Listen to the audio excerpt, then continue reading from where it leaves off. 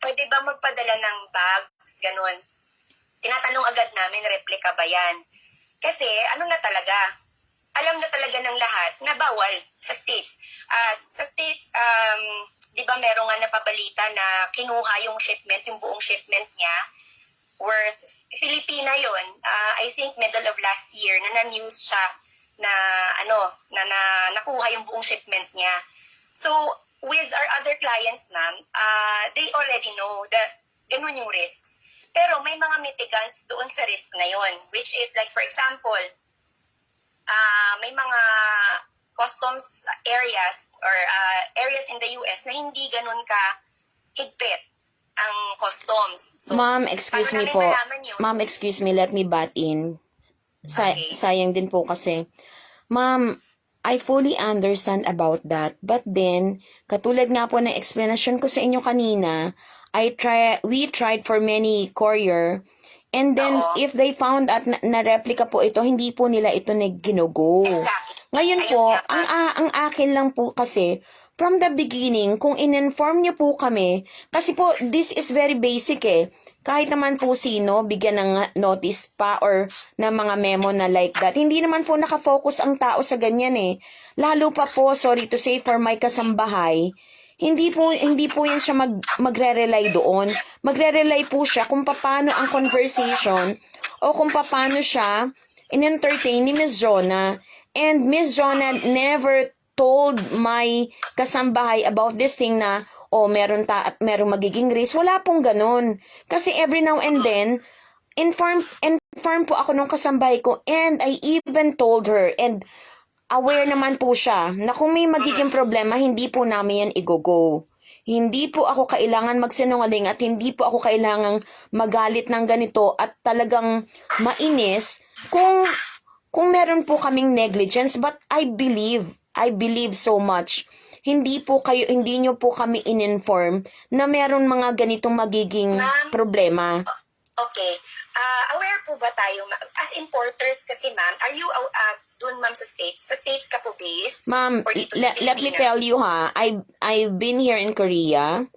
I've been here for 26 years and I even do transaction sa maraming part ng mundo. Wala pong nagiging problema. As in, wala pong problema. So, napapadala niyo po yung mga bags niyo? Yes po, exactly. Diyan lang po sa Pilipinas. Okay. Ma'am, ang Pilipinas napapadala or sa ibang country? Sa ibang bansa po, America, mostly sa Canada, America, Hong Kong, Middle East, and ano naman ma'am, successful naman? Opo, successful po. Okay. Ako po kasi from the beginning, hindi ko alam na ganun pala na binubuksan at nilalagyan pa ng ibang mga goods, which is, I don't think that is good po. Bawal na bawal po yung ganyang sistema. Yun kasi ma'am, yung binubuksan, we really discuss it with our clients. Ibang branch ako ng Jade, pero yun ay isa sa mga ways para, kasi nga, nandun na tayo na bawal itong mga bags na to. Diba? Nandun na, aware ang lahat na bawal ang mga bags na to in several countries, in all, if not all countries.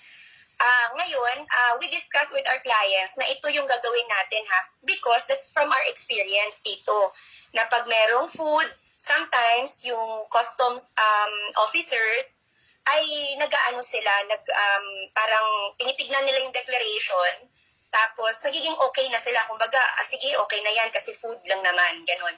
So all of this ma'am, we do para as a way para matulungan yung clients namin na makalusot yung bags nila.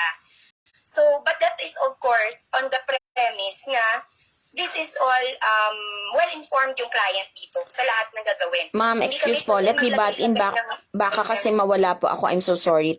Okay. Ma'am, ganito lang nga po yan. Ito nga lang po yung inilalaban ko. Balikan nyo po lahat ng conversation na meron kami kay Miss Jonah at malalaman nyo po doon yung sagot. Ang akin lang, ma'am, let's be honest, transparency. Kung well-informed po kami, hindi po ako maghahabol, wala po akong dapat habulin because we also have negligence, vice versa. Pero hindi nga po ganun eh. And let me tell you po sa conversation din, nandyan yung binibigay na assurance ni Miss Jonah na makakapasok yan. Ako po kasi, Katulad nga po ng nabanggit ko, hindi naman po yan 500 pesos lang. 200 pesos po ang kabuuan ng mga bags na yan. So, syempre, ako po hindi ko pagsasapalaran niya. I will not take the risk. Yung sinasabi po niya na or ninyo na merong risk, hindi ko po yan ipagsasapalaran. Ma'am, common sense na lang po, di ba? Hindi po ako papasok sa ganun. Let me ask Jonah lang po what really transpired. So, kausap po ba ni Miss Jonah kayo? No po, yung kasambahay ko nga po. Later na lang po ako pumasok nung nagkaroon na po ng problema. Kasi yung may kasambahay naman po, well-informed siya. Kung may magiging problema, hindi natin yan i-go. I keep telling her about this kind of thing po. And pag may magiging problema, alam na alam niya po yan na accountable po siya. So, malabo po na sasabihin na na-inform. Kasi po, ang sinasabi ko nga dyan, ang pwede ko pong ilaban, yung conversation po. And when I asked Miss Camille, because she even told me, she even told... Hindi aware yung kasambahay? Hindi aware yung kasambahay mo na mainit sa mata ng customs yung mga bags? Ma'am, katulad nga po na nabanggit ko sa inyo, we tried several courier. And also sa DHL, hindi nga po makapasok yan. Okay. Ngayon, So, aware po siya. Ngayon, ang sinasabi ko po sa inyo, ang nabanggit nga nito ni Miss Camille, ay meron kayong mga supporting documents or papers na pwedeng makapagpasok nga ng mga ganitong klaseng item na replica. Sinabi mo ba yun, Cam? Ma'am, Hindi ka naririnig, Paula. I had all the records po. Even, Yung tumulong po kami sa inyo when U.S. Customs requested for several documentations, like yung mga commercial invoices, yung mga proforma, that's where we came in to help you, ma'am. No. It shouldn't be like that. It shouldn't be like that. What I am trying to impose here is, dapat syempre meron kayong supporting documents agad-agad. You shouldn't tell me na tumulong kami when the custom asks. No. Yes, Ipapasok niyo po yan. Dapat na alam niyo kung ipapasok niyo yan, nakasupport na yung mga supporting documents, so it will not be questioned anymore. Miss Nancy, yung service po namin is just courier service. So parang ano lang kami, account kami of DHL and FedEx. So yung importer or yung, kunwari may magpapadala sa amin ng mga food, yung nagpapadala, sila yung nagbibigay sa amin ng mga documents. In the case of bags like this one, hindi needed naman yung documents. Ang documents, dumadating lang yung requirement nila. Sometimes, pag yung customs nang hingi, kung yun, dun papasok yung requirement for documents. Ma'am, ganito na lang po. We don't need to prolong this matter. What is I am telling you right now, hindi po ako makakapayag na mawawala lang po yung bagahe ko ng worth 200,000. Okay, sandali lang ma'am ha, kasi doon na muna tayo sa discussion natin kanina on what happened. So, pagdating ng bags doon sa US, it was rejected, di ba? Ngayon, yung rejection, hindi natin hawak yun. That is, yung customs ng US, yung may hawak noon. Ngayon, in order for the courier, FedEx or DHL, to return the box, kailangan ng return shipment or pwede din i-abandon na yung shipment doon. Ngayon, you elected po na ibalik yung shipment dito, which you paid, I think, magkano yun, Pao? Yung amount, 24,000? It is 24,000, something like 24,800. 24,000. I believe na ibalik na sa inyo ni Paula yung No, not the same amount because it was like 24,800 something, but they just gave back to 24,000. Okay. Okay. No, so you have to return yung Pao. Remaining. Yes, Coach. Pinapull out ko po yung file. So what we did, ma'am, with your shipment, actually dapat may na yun, may bayad na yun because nga nag-elect tayo to return it.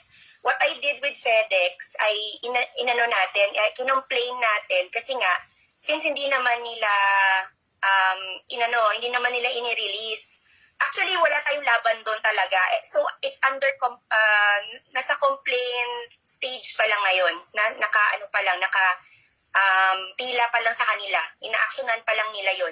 But we informed Paula na ibalik na sa'yo. So she decided na din na ibalik sa'yo yung binayad mo na amount. Ngayon, so yung loss mo lang dito is yung sa bags. Okay, nandun na tayo sa bags. Now, ang FedEx kasi ma'am, di nandun na ang choice natin is either ipabalik or i-abandon yung bags doon. Pag i-abandon yung bags doon sa US, wala namang problema yon. Nandun na sa kanila, parang ganun. Di na nila i-release yun. Ngayon, pagka binalik dito, what happens kasi, may customs na naman dito. So, kumbaga, kung dun pa lang ma'am sa US, nag-elect ka na hindi ibalik dito, ganun yung magiging outcome pa rin. So, same outcome tayo. Kasi pagbalik dito, nakita din ng FedEx, ng customs dito. So, ang customs dito is, ang decision nila is replica ito, hindi ito pwede. Ganun. So, yun na naman yung nila. That is where we are right now. So, ang sagot, kaya naman, natagalan, kaya ang tagal ng sabi mo, parang, inaano ka ni Paula, yung parang pinapaasa ka ni Paula, it's because matagal din ang processing ng customs natin dito and ng FedEx. Ngayon, yung sabi mo, ma'am, na 10,000 pesos na payment in order to take your shipment out, hindi po accurate yun. Yung 10,000 pesos, kasi ang classification ng shipment mo, once pagdating dito sa Pilipinas, 15 days after at hindi mo matanggal sa customs, that's classified as abandoned. So, para i-unabandon mo yun, para i-reverse mo yung abandonment, kailangan magbayad ng penalty na 10,000 pesos. Exactly po. That's aside from yung magiging customs tax nila. So, parang lang yun, ma'am, yung 10,000 penalties nila yun. Ngayon, meron kaming mga instances na pwede natin ipa-waive yung penalties. Like in DHL, napapa-waive natin yung penalties, etc. Pero nandun ulit tayo sa question na magkano yung magiging taxes for the bags. Yun ulit yung magiging question. So, yung 10,000, ma'am, hindi lang yun yung babayaran mo for the bags. That's penalty to release it from abandonment. Ngayon, nandun na tayo sa taxes na gustong singilin nung if ever gusto nilang i-release yung bags mo from customs, magkano yung taxes na sisingilin nila. So ngayon nandun na tayo, tama po, Paula, nandun na tayo sa usapan na yon with FedEx. So wala pa yung FedEx. Ma'am, excuse po, let me ask. Yes. Kasi di po ba, from America, it was declared na yun nga, counterfeit. And then, it happened several times nga sa sistema nyo.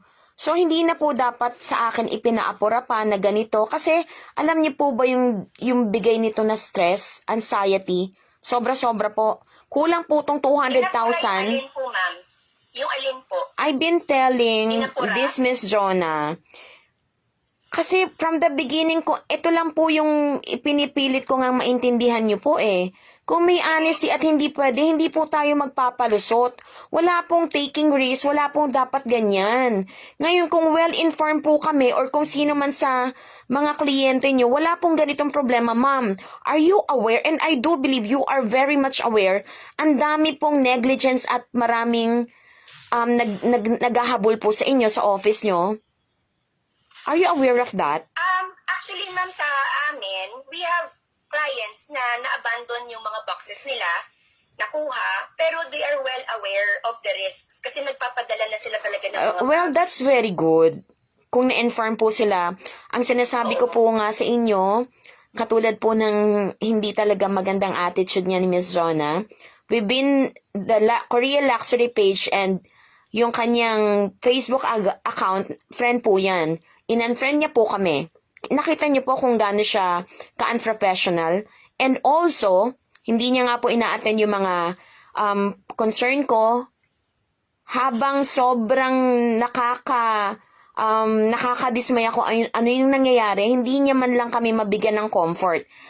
I'll note that, ma'am. I'll really talk to And also, Jonah, ma'am, we'll discuss it among para ourselves mas, thank you po, para mas maliwanagan din po kayo, pwede niyo pong i-retrieve or pwede nyo pong i-double check kung paano dumalo yung conversation at nagkaroon talaga ng second chance para magtiwala pa kami sa inyo. I-try nyo pong basahin lahat-lahat. Yung ganun kahabang pakikipag yung conversation namin. And yung assurance na binibigay, hindi po kasi pwedeng magbibigay kayo ng promises or assurance eh. Well, promises means to be broken, but in this kind of business, syempre po, we have to be honest. And even me, to my clients, I always guarantee po yung kung hindi man makarating sa kanila,